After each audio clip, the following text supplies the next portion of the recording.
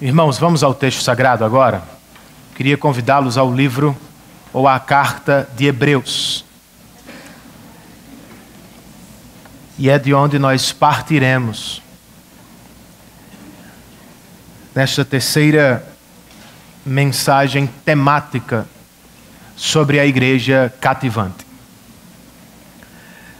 Então vá ao texto de Hebreus, ao encontrá-lo,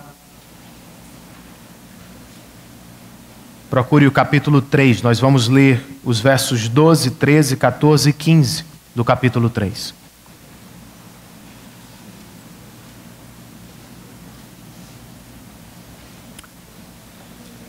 Chegando de viagem recentemente, Sabrina me disse: Renan, converse com Sofia, ela está dando muito trabalho. Ela ouviu e de longe gritou: pai, mas eu também estou muito inteligente. Como vocês podem perceber, minha filha não é nenhuma santa. Ainda assim, irmãos, para minha surpresa, eu descobri uma igreja que se chama Igreja de Santa Sofia, em Istambul. Ela é uma das mais intrigantes estruturas da antiguidade. Era admirável em 532, depois de Cristo, quando o imperador a abriu como a maior catedral do mundo. No entanto, ela é ainda mais notável pelo que faz desde então. Eu explico.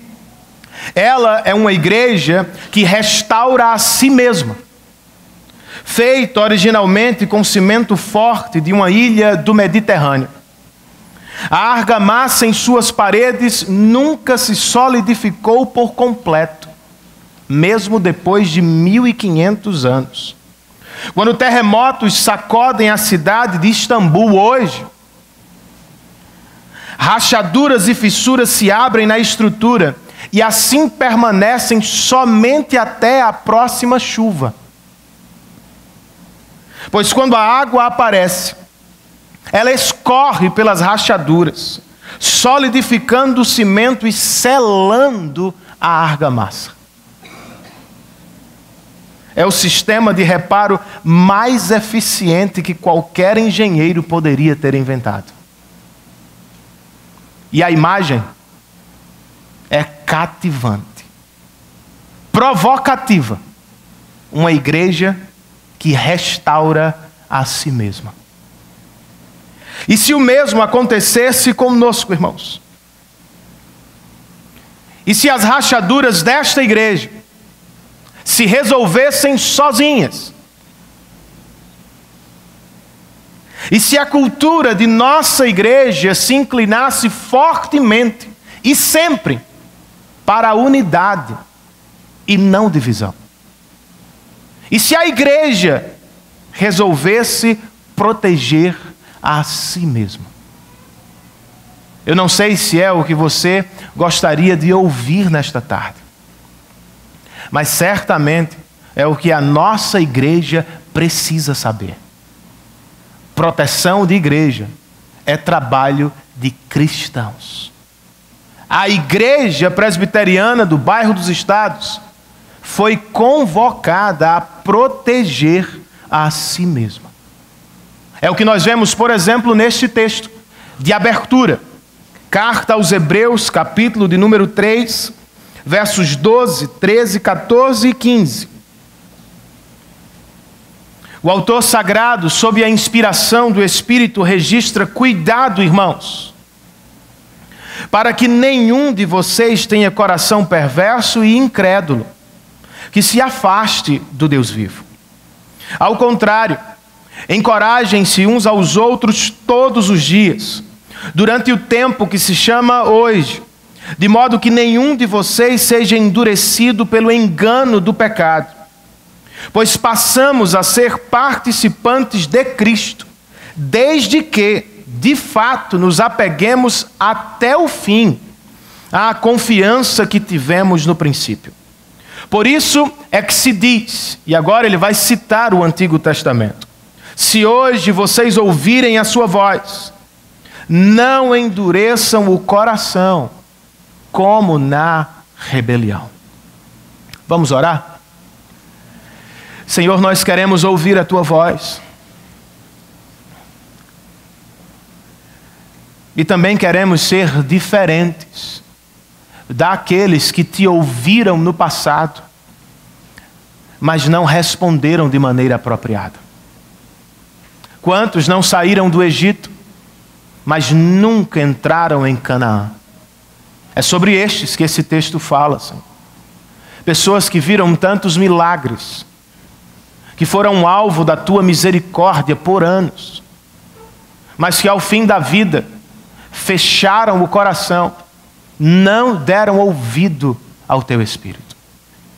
Que o mesmo não seja dito de nós, Senhor. Que por obra do teu próprio Espírito, tenhamos ouvidos para ouvir nesta tarde. Exorta-nos, corrige-nos, anima-nos.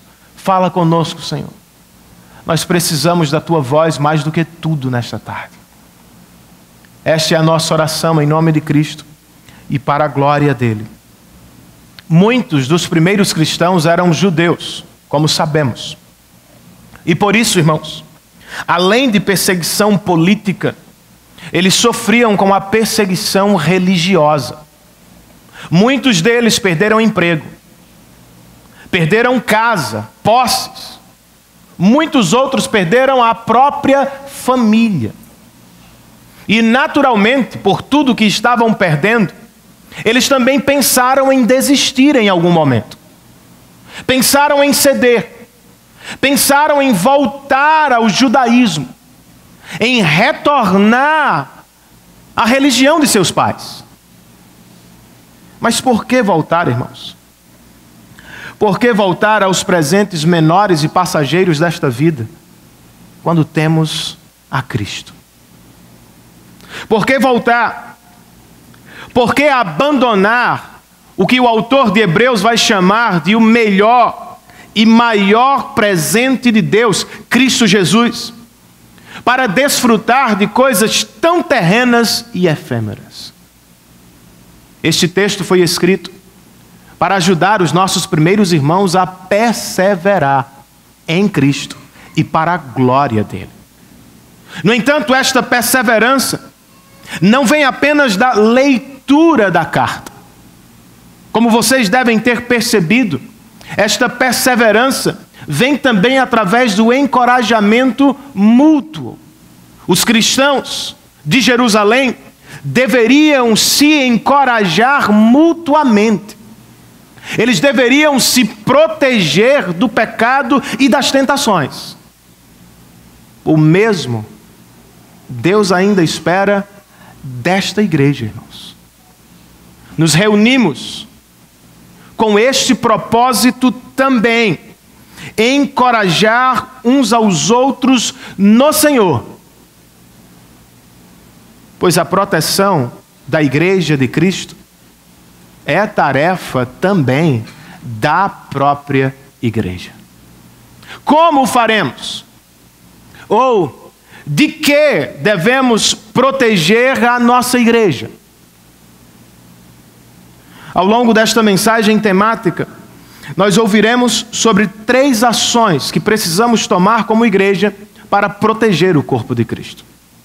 Primeiramente, irmãos, cristãos devem proteger a igreja da estrutura. E para falar deste tema, eu gostaria de convidá-los à carta de Paulo aos Efésios. Volte aí algumas cartas para trás, para a esquerda, e ache a carta de Paulo, capítulo de número 4. Nós vamos ler do verso 11 ao verso 14, ou melhor, 16.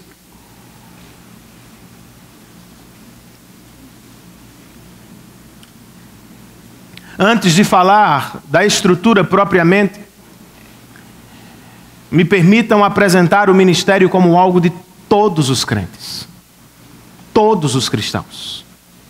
De acordo com Paulo, verso de número 11, Jesus designou alguns para apóstolos, outros para profetas, outros para evangelistas e outros para pastores e mestres.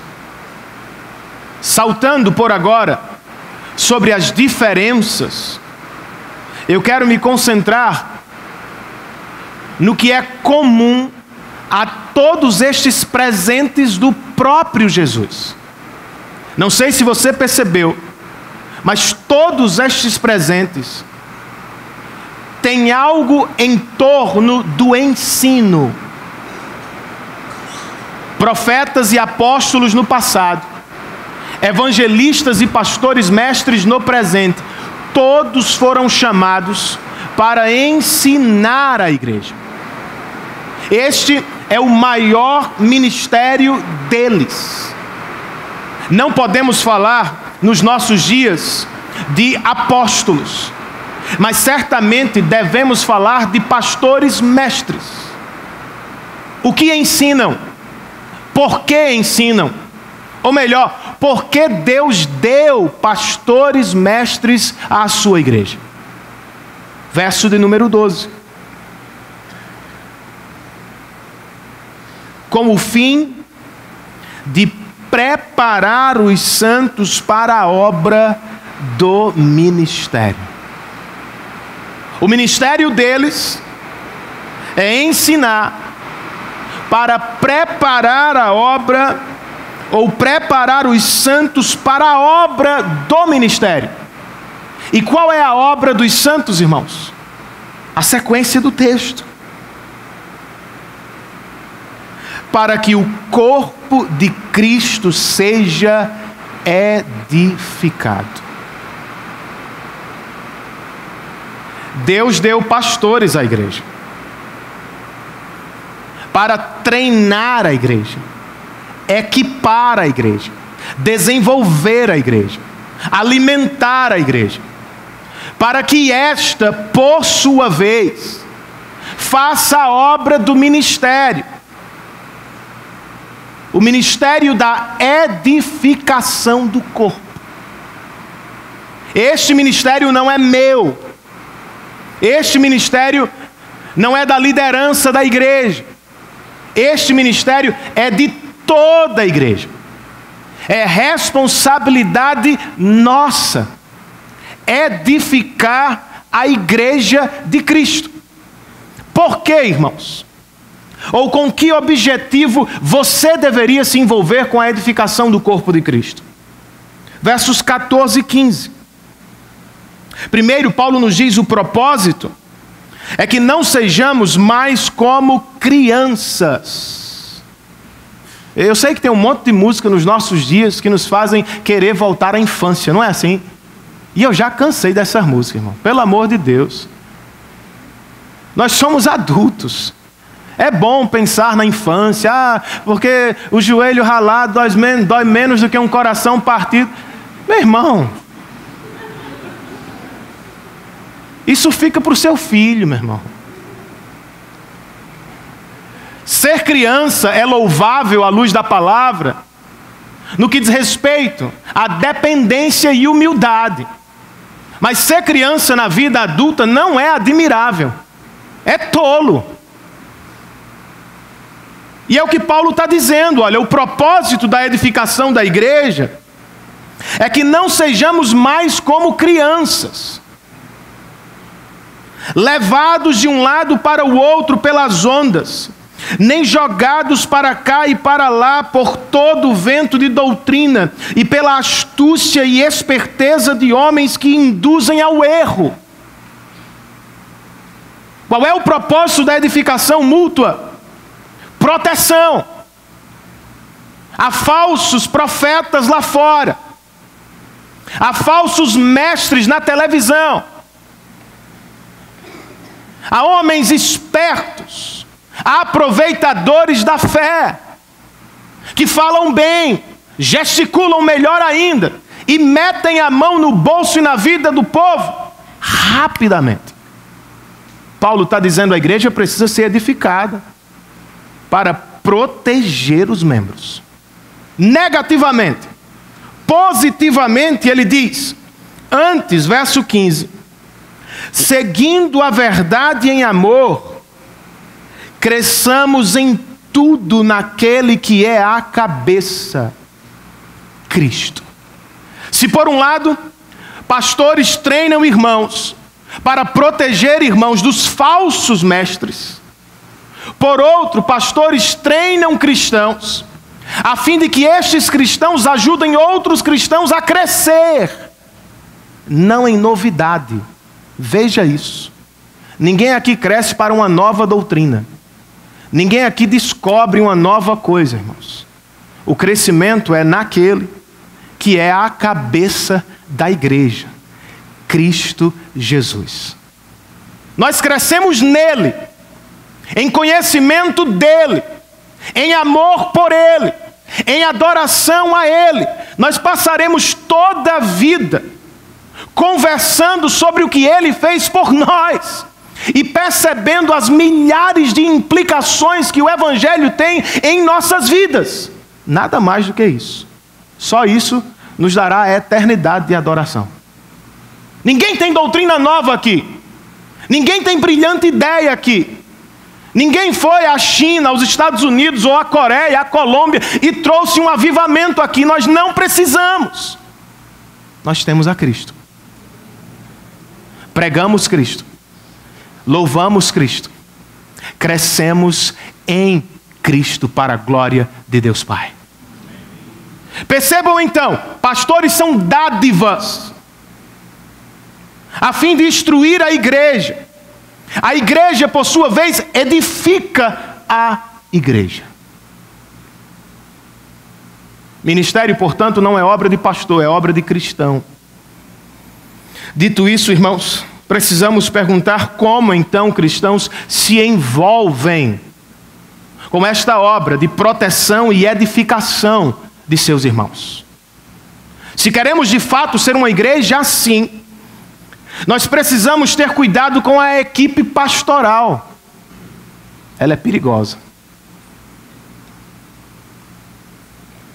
Sim, irmãos, como acabamos de ouvir, nós devemos ser gratos a Deus pela equipe pastoral que temos.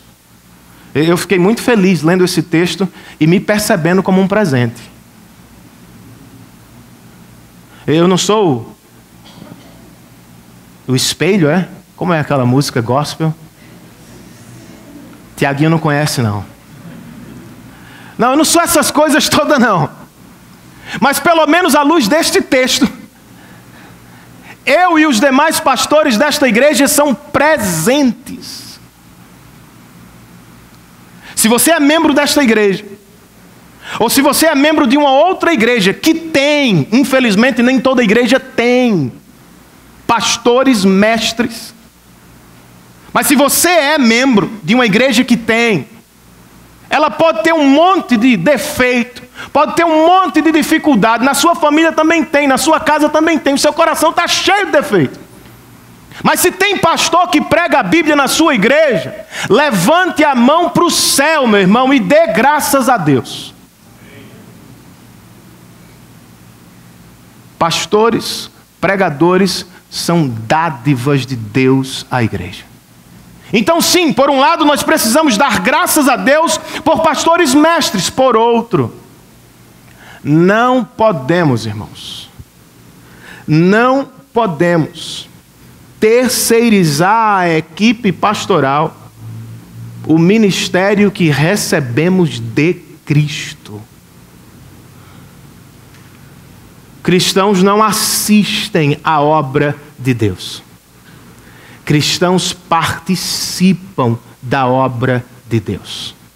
Cristãos não apenas aparecem aos domingos para assistir os poucos que sobem para fazer a obra de Deus. Cristãos, de novo, não são consumidores. Eles não passam aqui aos domingos como passam no drive-thru do McDonald's para pegar a bênção e seguir. Os cristãos também são ministros do Evangelho. Eles também aconselham, também visitam, também pregam, também ensinam, também discipulam. Eles escutam, são treinados, voltam para casa e fazem a obra de Deus. Posso ouvir um amém, irmãos? Amém. Não terceirize, portanto, o ministério que você recebeu de Deus ao pastor ou aos pastores. Tenhamos cuidado com a equipe pastoral da nossa igreja. Também precisamos ter cuidado, irmãos, com a agenda da nossa igreja. Se queremos ser uma igreja à luz da palavra, precisamos ter cuidado com essa coisa de agenda. Há igrejas que vivem em um ativismo desenfreado, como ouvimos na oração hoje, tentando fazer a igreja. A programação segunda, terça, quarta, quinta, sexta, sábado, domingo.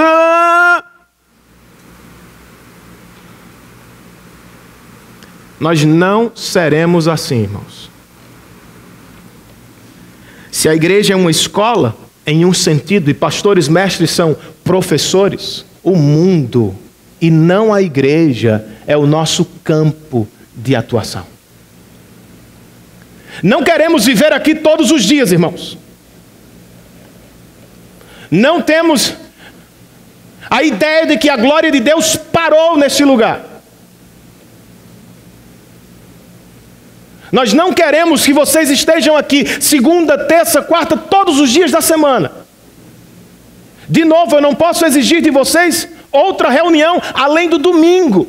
É bom que você esteja aqui na quarta. Venha na sexta.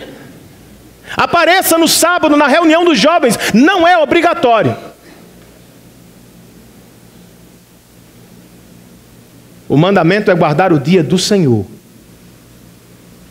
E o que Ele espera de nós? Ministério. De segunda a sábado. Pais, não apenas coloquem comida em casa. Discipulem seus filhos. Maridos, não apenas paguem as contas. É ministério cristão amar a esposa como Cristo amou a igreja. Estudante cristão, eu não quero que você fique aqui de segunda a sexta preparando as coisas da igreja e se esqueça de fazer a sua responsabilidade na faculdade. Quem vai evangelizar, irmãos? Nós precisamos de menos tempo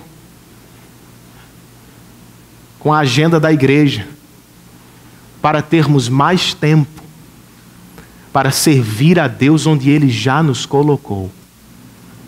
Você tem ministério lá onde você trabalha, meu irmão. Você tem ministério na sua família. Sua esposa é ministério. Seu filho é ministério. Seus alunos estão no alvo do seu ministério. Seus funcionários estão no raio da sua pregação. Aproveite este tempo que Deus lhe deu. Senão seria muito chato, irmãos. Só eu faço ministério nessa igreja. Uma vez por semana, um sermão.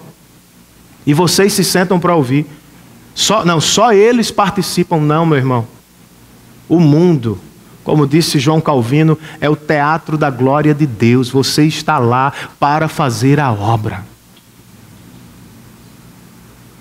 Tenhamos cuidado, falando de estrutura, com os ministérios de nossa igreja, irmãos. Líderes, por favor, prestem atenção nisso. Os ministérios da igreja devem servir a igreja. E não o seu grupo. É claro que nós temos ministérios por semelhança. Mulheres com mulheres, jovens com jovens, adolescentes com adolescentes. Mas não, eles não são um fim em si mesmo. Se as mulheres mais velhas só se reúnem com elas, elas estão em pecado. Tito. Se os jovens só se reúnem entre eles e não ajudam as crianças ou os mais velhos, eles também estão em pecado contra a igreja. Se os adolescentes pregam uns aos outros e nunca escutam os mais velhos, também estão errados. Nós não temos 10 igrejas aqui dentro, irmãos.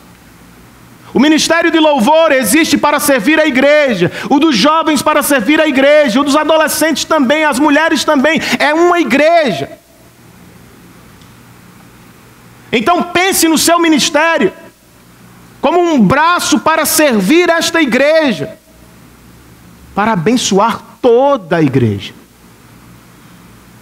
Por favor,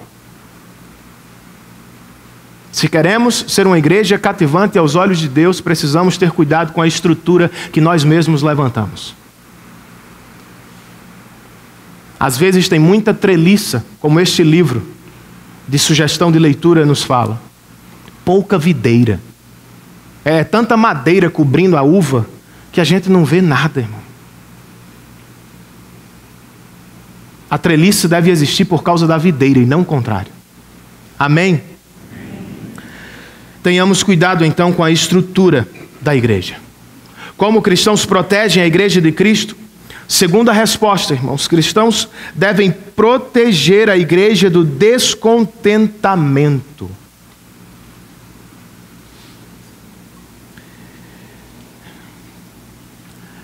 Continue aí andando para a esquerda e chegue ao livro de Atos, capítulo de número 6.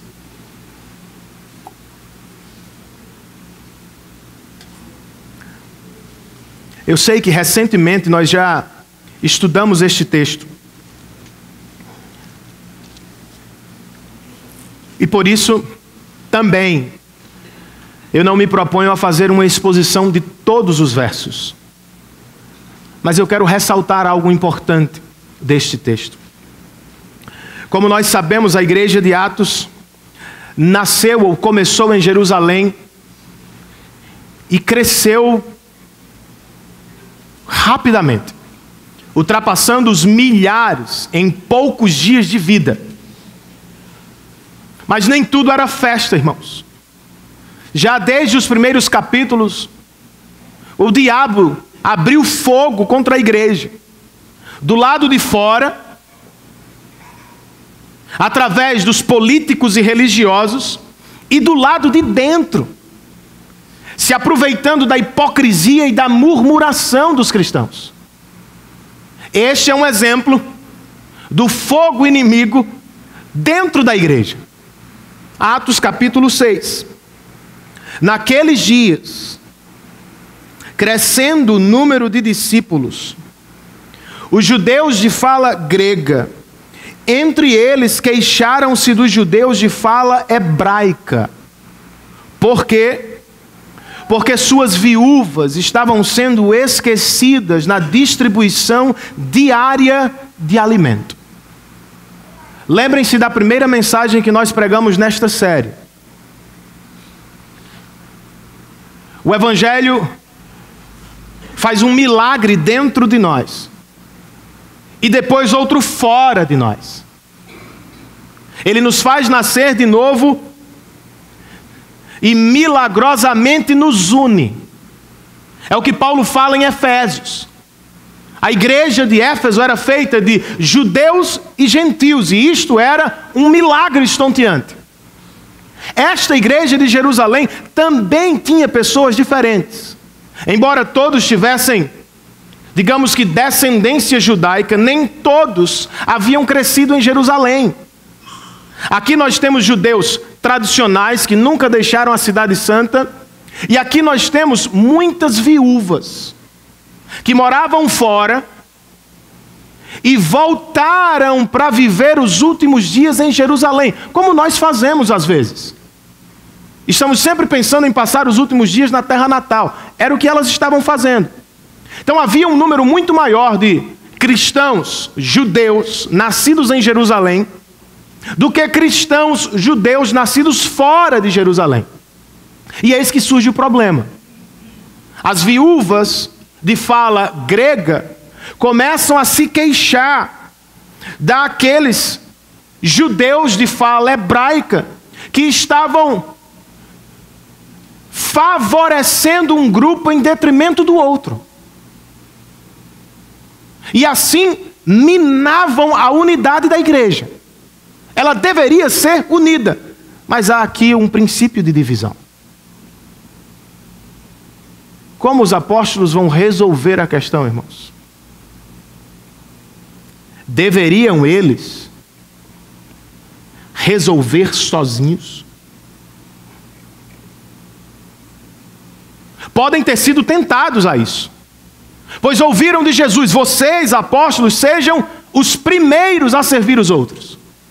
Ou quem sabe algum deles disse: se não resolvermos, eles não conseguem.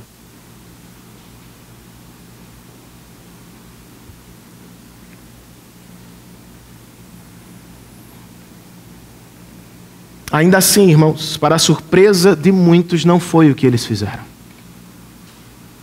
Versos 2, 3 e 4. Por isso os 12 reuniram todos os discípulos e disseram: não é certo negligenciarmos o ministério da palavra de Deus, a fim de servir às mesas. Irmãos, escolham entre vocês 7 homens de bom testemunho, cheios do Espírito e de sabedoria. Passaremos a ele essa tarefa, e nós nos dedicaremos à oração e ao ministério da palavra. Os apóstolos ajudaram, irmãos? Claro que sim. Apresentaram um caminho, apontaram o tipo de homem que a igreja deveria escolher. Mas foi a igreja, não os apóstolos, que acabou escolhendo os homens. E como diz um comentarista, não deveria ser tão difícil assim. Achar um homem cheio do Espírito, com boa reputação e com sabedoria. Isso retrata, segundo o Novo Testamento, um crente comum, não um super crente. Mas os apóstolos ajudaram. Eles escolheram. E o que é que os apóstolos fizeram depois? Voltaram à oração e à pregação. Não foram à praia, irmãos. Não foram passear na calçadinha enquanto os cristãos estavam trabalhando. Os apóstolos voltaram ao estudo e à oração. E qual foi o resultado daquele dia? Verso de número 7. Assim, a palavra de Deus se espalhava. Crescia rapidamente o número de discípulos em Jerusalém. E também um grande número de sacerdotes obedecia à fé. Não é o que queremos, irmãos, no final do dia também? Ver o crescimento espiritual dos cristãos com quem congregamos. Ver o crescimento da nossa igreja para a glória de Deus. Se é o que queremos, precisamos proteger o corpo do descontentamento. Seguindo o que nós acabamos de ouvir. Como é que vamos lidar aqui com descontentamento, desânimo, reclamação? Pastores não vão abandonar o ministério da palavra. Pastores não vão abandonar o ministério da palavra e da oração para atender a todas as exigências do povo. Seria errado, irmãos. Seria danoso. Contra você, inclusive. O meu trabalho não é tomar nota de todas as suas reclamações ou sugestões, para depois passar a semana tentando agradar a todos. Você não precisa disso. Nem eu. Você precisa, e eu também, da palavra de Deus. O meu conselho não é tão bom. A minha presença não é a melhor. A minha visita não tem poder especial. Quer eu ou um presbítero esteja na sua casa, são 2 cristãos, nada mais. Mas se alguém estiver pregando a palavra de Deus, Deus está falando aos nossos corações. E é dele, irmãos, da voz do Senhor que mais precisamos.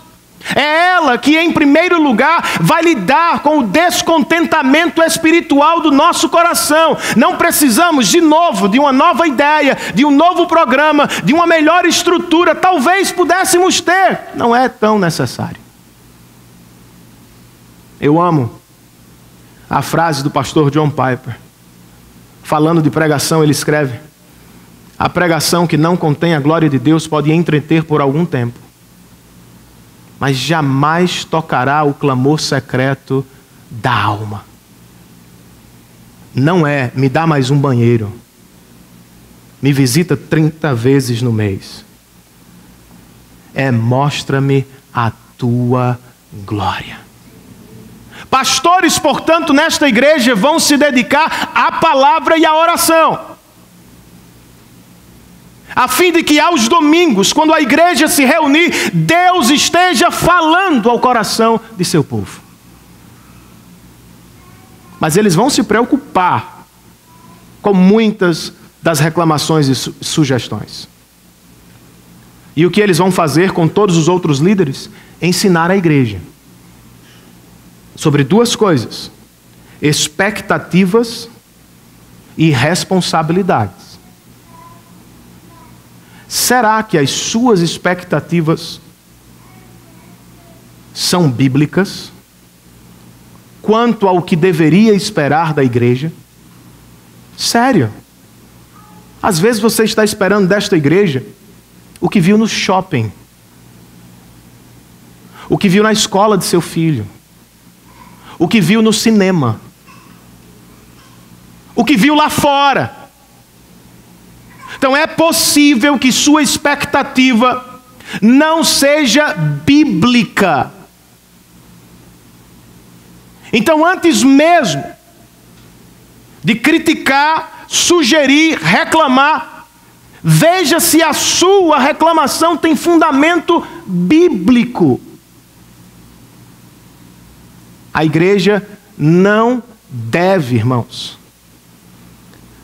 atender a todas as nossas expectativas.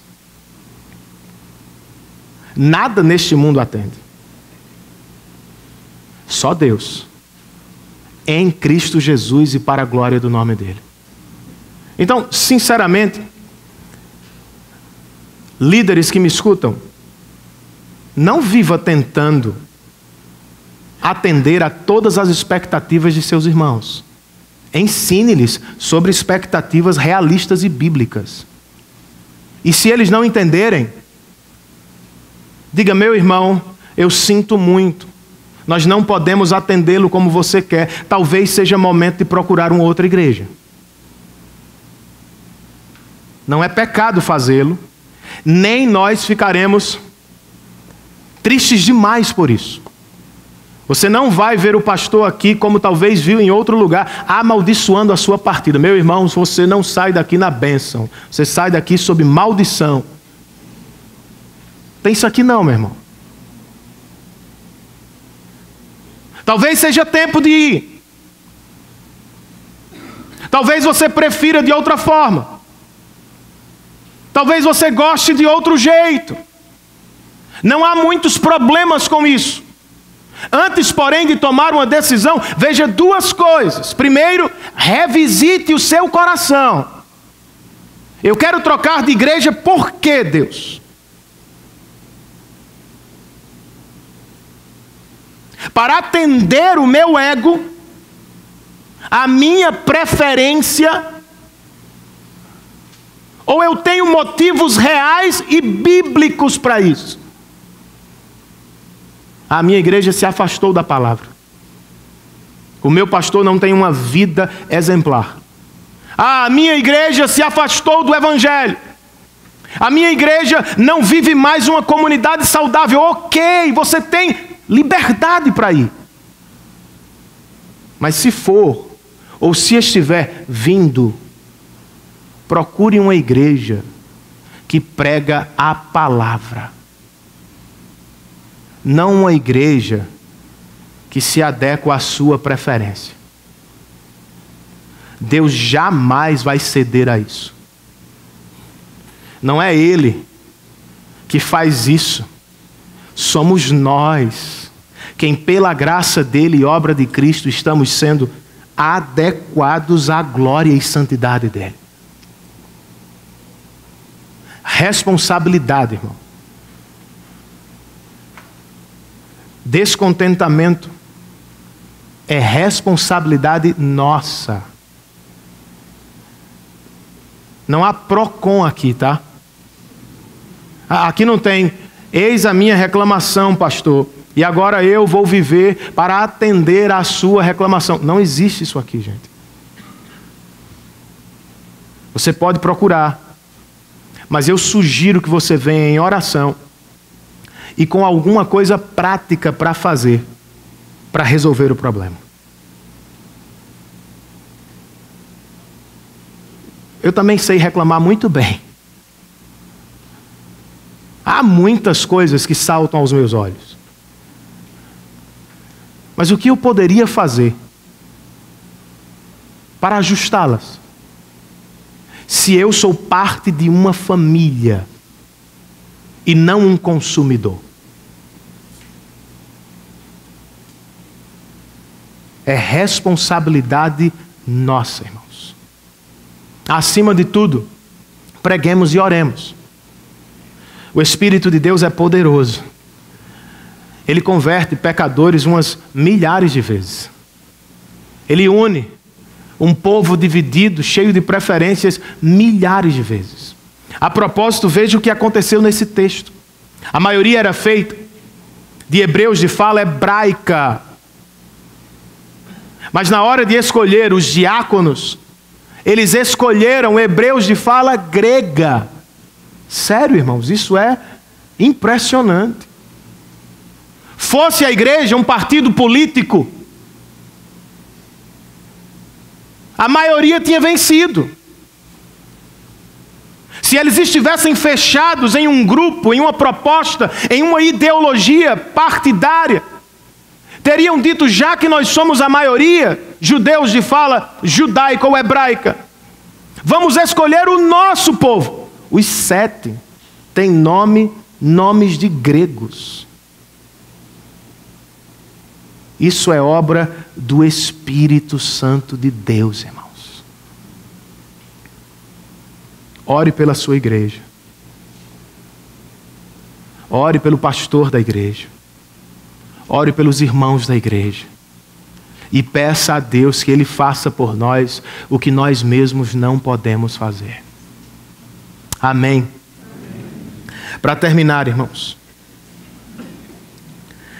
cristãos devem proteger a igreja do pecado.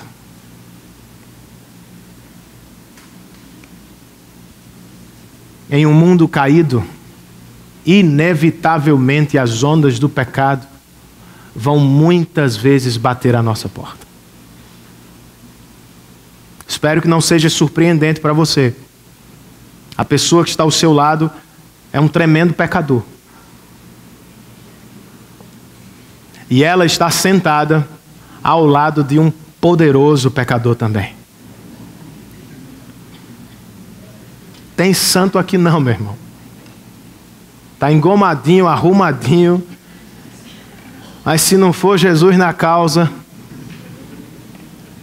o negócio pega mesmo.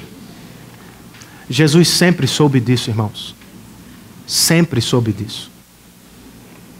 E por isso Ele nos deu Mateus 18, versos 15, 16 e 17.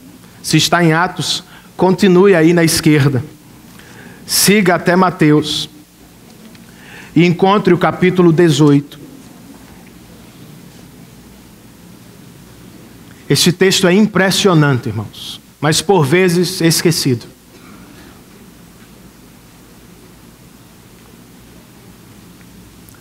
Em Mateus 16, depois de falar do poder da igreja, Jesus abertamente fala de sua missão na terra. Pedro está todo empolgado ali com a revelação que recebeu do Pai, lembram? Quem os homens dizem que eu sou? Uns dizem que tu és Jeremias, Elias. Pedro diz, não, tu és o Filho de Deus, o Cristo prometido. Todo animado, Jesus, bem, você falou certo. agora Pedro, se prepare, eu estou a caminho de Jerusalém, vou morrer pendurado numa cruz. Não, não, eu vim para isso, Pedro. Os últimos capítulos de Mateus falam do retorno de Cristo. O que ele veio fazer, irmãos? Ele vai fazer. Mas nos últimos capítulos de Mateus, ele fala muito sobre o seu retorno. Como é que este povo, redimido pelo sangue dele na cruz, vive neste espaço de tempo?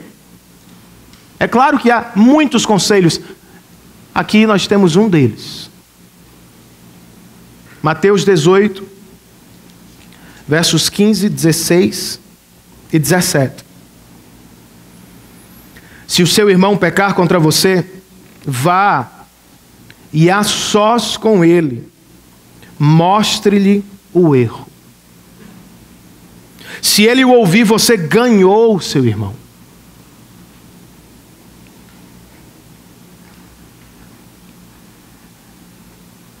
Pecado aqui, irmão, é responsabilidade de toda a igreja.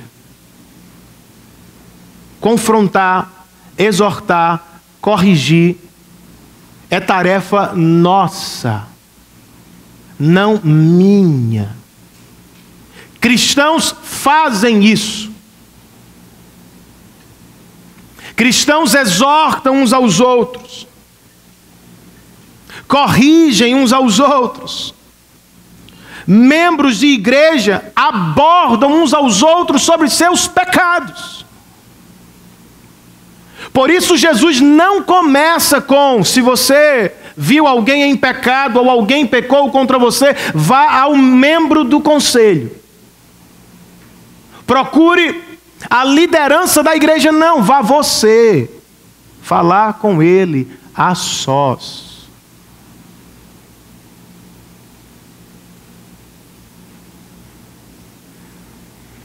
Se ele não ouvir, verso 16... leve consigo mais um ou dois outros. Grife isso aí, meu irmão. Não é conte a todo mundo, não. Sério, gente. Fofoca é pecado. É do diabo. Não é coloca no grupo, vai no Facebook, pisa o irmão, acaba com ele. Você vai a ele, com o propósito de ganhá-lo e não matá-lo. Se ele ainda tem o coração endurecido, você procura uma ou duas pessoas para ajudá-lo. O círculo é pequeno. Há um momento em que as coisas precisam se tornar públicas, sim. Mas tanto quanto possível, o círculo é pequeno. Verso 17. Se ele, ela, se recusar a ouvi-los, os dois ou três, o que é que nós fazemos? Contamos à igreja. Começa a ficar maior o grupo. E há um propósito para isso, irmãos. Se fizer a leitura dos próximos versos, você vai entender que a igreja recebeu a autoridade de Deus para preservar, disciplinar, corrigir a sua igreja. Então, às vezes é necessário. E se ainda assim o camarada não se arrepender, Jesus termina: trate-o como pagão ou publicano. Eu acho que aqui Jesus está dizendo duas coisas ao mesmo tempo. Uma, se o camarada não se arrependeu depois de tantas tentativas, talvez ele não seja mesmo um cristão. Ao mesmo tempo, eu acho que Jesus também está dizendo: tenha cuidado com esta afirmação. Não declare que ele não é um cristão. Trate-o como se ele não fosse. Talvez seja. Momentaneamente, porém, ele não vive como um cristão. Já que a profissão de fé não é compatível com a vida, nós também não podemos afirmar uma coisa ou outra. Nem podemos dizer esse cara é cristão, tampouco podemos dizer ele não é cristão. Mas nós devemos momentaneamente tratá-lo como se ele não fosse. Ser cristão não é conhecer os melhores livros de teologia, tá, irmãos? Não é conhecer a Bíblia de có e salteado. O texto bíblico nos diz que o diabo conhece mais do que qualquer teólogo nesse mundo. O problema dele não é conhecimento, é não praticar. Vez por outra, portanto, nós chegamos às últimas de ter que declarar ou de dizer que alguém não está agindo como um cristão. Como colocar este ensino bíblico, porém difícil em prática, meu amigo? Antes de mais nada, entenda que disciplina é algo positivo. Deus nos ama, diz Hebreus 12. Por isso Ele nos disciplina.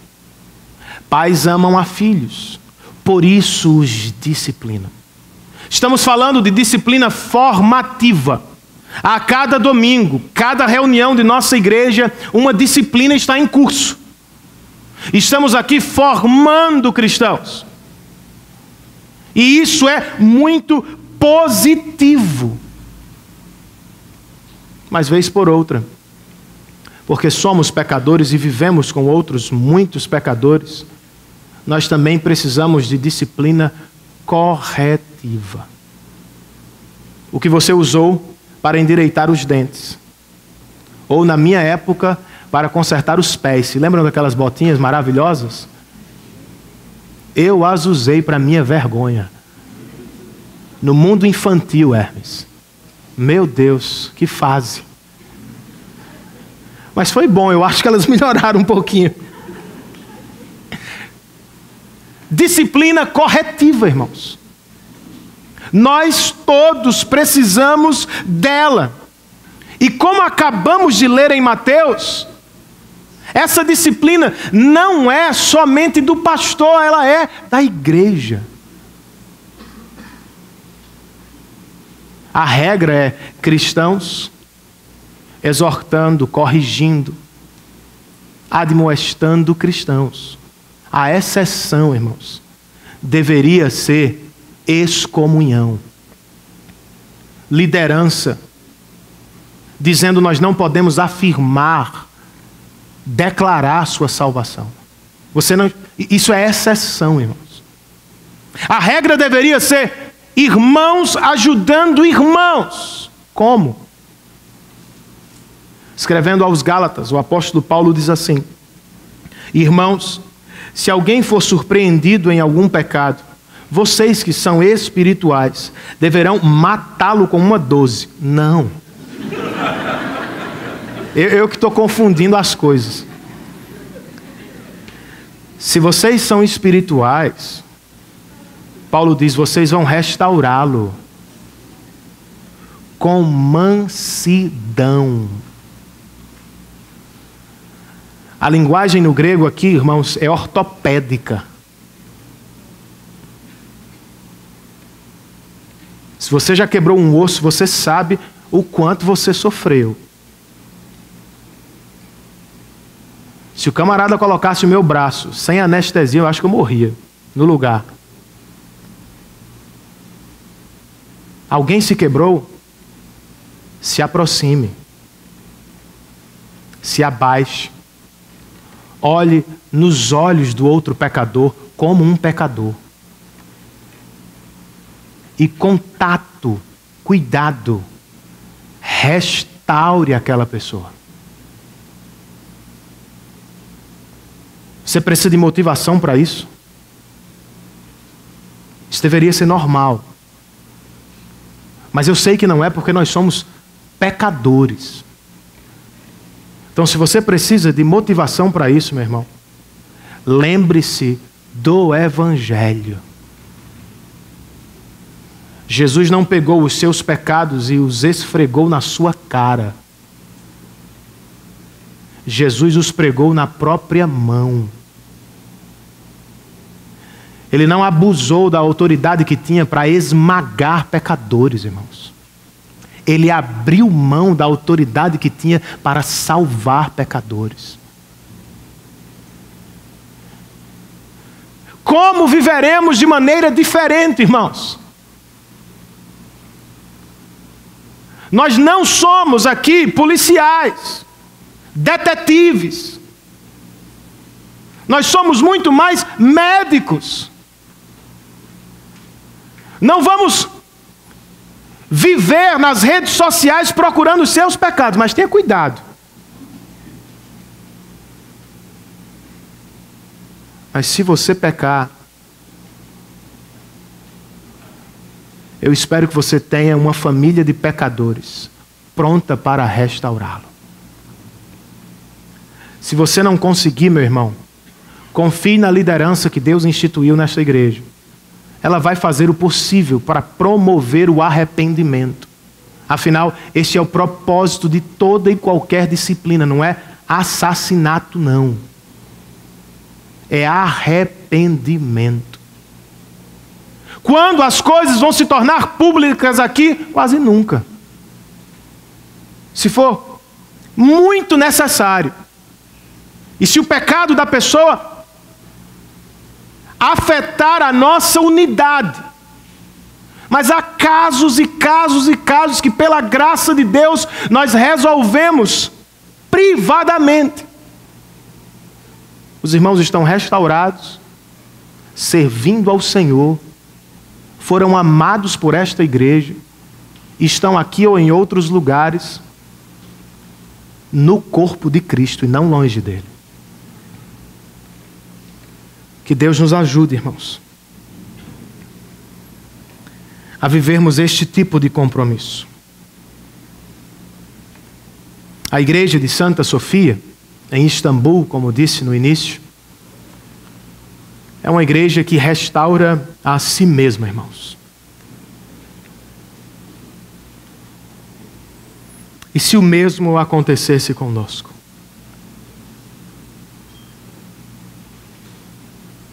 E se as brechas e fissuras de nossa igreja se resolvessem internamente? Paulo disse: eu não posso julgar os de fora. No entanto, nós devemos fazê-lo do lado de dentro. E se nós nos resolvêssemos?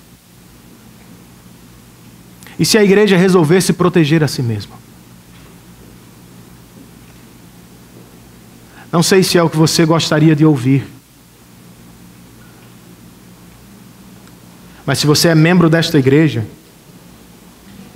este é seu dever. Se está aqui apenas consumindo algumas bênçãos, arrependa-se.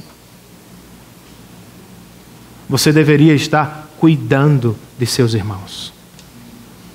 Saiamos todos então à luta, irmãos. Proteja esta igreja de sua própria estrutura, do descontentamento pecaminoso que muitas vezes habita o seu coração, o nosso coração. Protejamos uns aos outros, irmãos, na luta contra o pecado. Martin Lloyd-Jones foi um dos maiores pregadores do século passado. E alguém perguntou à filha dele qual foi o grande segredo do longo ministério de seu pai. De bate-pronto ela respondeu: acho que meu pai nunca deixou de se maravilhar com o Evangelho. Este será o nosso segredo, irmãos. O Evangelho.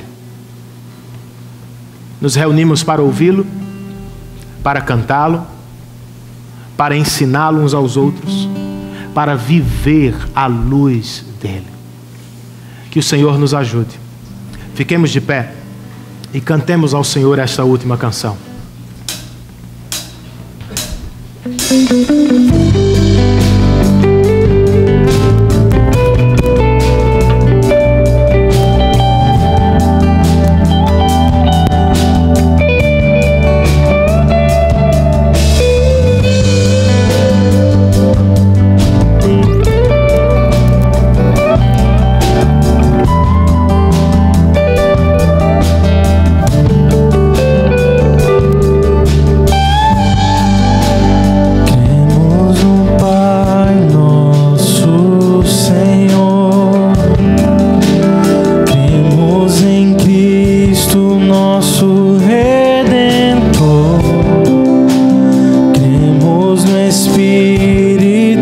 Santo, nosso Consolador.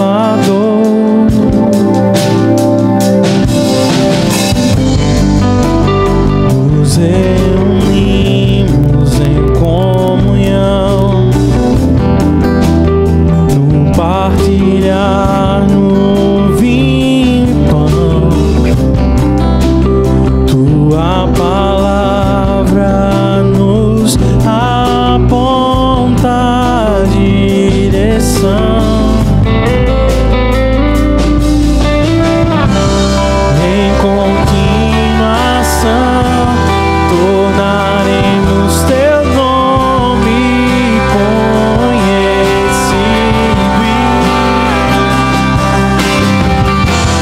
e desejado entre as nações.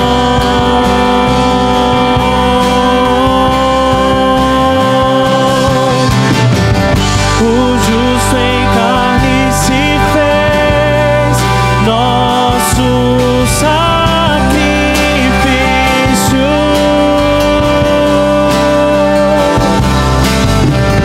e mesmo sendo Deus, não se apegou à sua glória.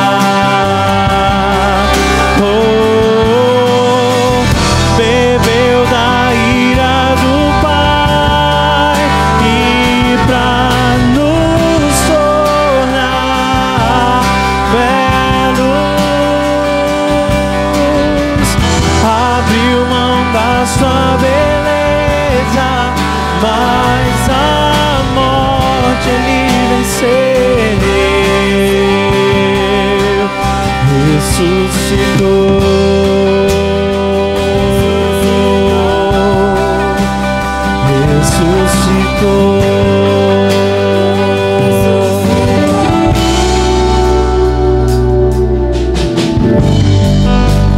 Cremos no Pai,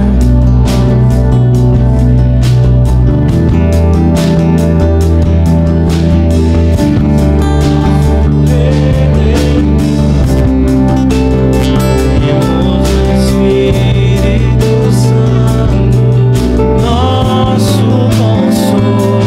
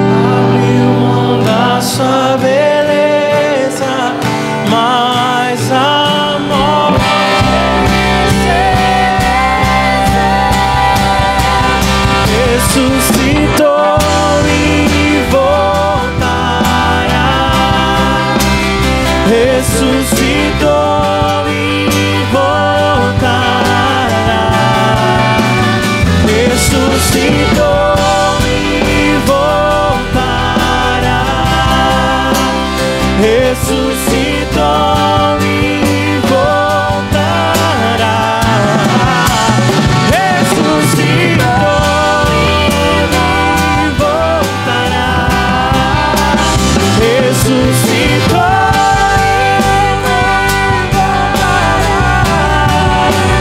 Ressuscitou e voltará. Ressuscitou e voltará.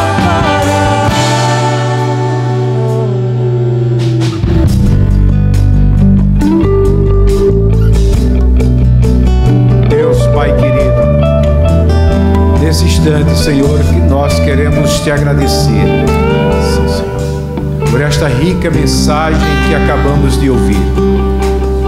Sabemos perfeitamente que a mensagem foi do alto.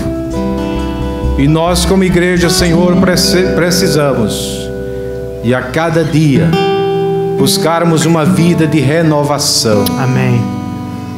Precisamos, ó Deus, assumirmos compromissos sérios com a Tua obra. Fomos chamados, Senhor, para sermos uma igreja ativa, viva, e uma igreja que possa de fato produzir para o crescimento do Teu reino. Recebe, ó Deus, a nossa gratidão, seja com a vida do pastor Renan, com a vida de todos os pastores da nossa igreja, pastor André, o conselho, todos os membros e congregados, que possamos buscar em Cristo, Senhor, o exemplo de vida, e que haja, Senhor, na nossa vida, cada dia, a oportunidade de arrependermos dos nossos pecados. Sim, Senhor. E de buscar com sinceridade uma vida de santificação. Amém. Senhor. Ajuda-nos, ó Pai, que durante toda esta semana possamos lembrar de tudo aquilo que o Senhor falou aos nossos corações, e que possamos transmitir às pessoas que vão estar ao nosso lado. Que haja amor no nosso coração para produzirmos crescimento do Teu reino aqui na terra. Ó Pai, muito obrigado. Ajuda-nos em tudo. Em nome do Pai, do Filho e do Espírito Santo de Deus. Amém. Que o amor de Deus, nosso Pai, a graça de nosso Senhor e Salvador Jesus Cristo, a comunhão, o poder, a presença e o cuidado do Santo Espírito de Deus estejam sobre todos nós e sobre todos os nossos irmãos espalhados pela face da terra. E todos nós, em uma só voz, dizemos amém. Que Deus nos abençoe, queridos. Tenhamos todos uma ótima semana e não saiamos correndo. Tenhamos tempo para falar uns com os outros.